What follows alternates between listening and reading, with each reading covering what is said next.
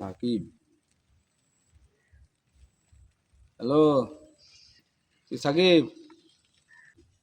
পাপন ভাই, আসসালামু আলাইকুম। ওয়ালাইকুম আসসালাম। কেমন আছো? দিনকাল কেমন যাচ্ছে? বেশি একটা ভালো নেই ভাই। তা শুনলাম তুমি নাকি অবসর নিছো। হ্যাঁ ভাই, অবসর নিলাম।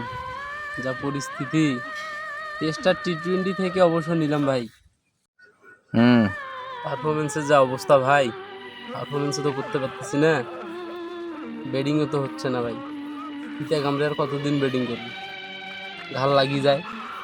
ব্যাটসম্যানরাও তো ভাই আমার চালাকি বুঝে গেছে, ওরা আমাকে আর উইকেট দেয় না ভাই। বোলিংও তো কাজ করতে পারতেছি না, বোলিংও হচ্ছে না, চোখে দেখি না ভাই, ক্যাচ মিস করি।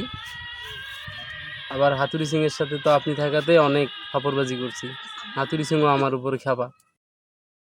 আচ্ছা আচ্ছা। ওয়ান ডেটা তাও ঠেকে ঠেকে খেলা যায়, এই জন্য ওখান থেকে নেই নেই এখন অবসর। ভাবতেছি সামনে চ্যাম্পিয়ন্স ট্রফি খেলে অবসর নেব, কিন্তু ভাই সেটাও মনে হয় হবে না। দেশের যা পরিস্থিতি ভাই, দেশে তো ঢুকতেই পারতেছি না। ভাবছিলাম সাউথ আফ্রিকা টেস্টটা খেলে অবসর নিব, কিন্তু বিসিবি তো আমার দায়িত্ব নিতেছে না ভাই। এখন যে কি করি, খুব চিন্তার মধ্যে আছি। বুঝতে পারছি বুঝতে পারছি।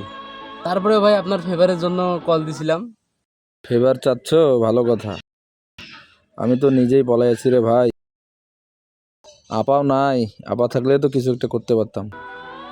এখন আপনিও নাই, আপাও নাই, হাসু আপা থাকলে কি আর আজকে এই দিনটা দেখতে হইতো আমার? না না, কাজটা ঠিক হয়নি।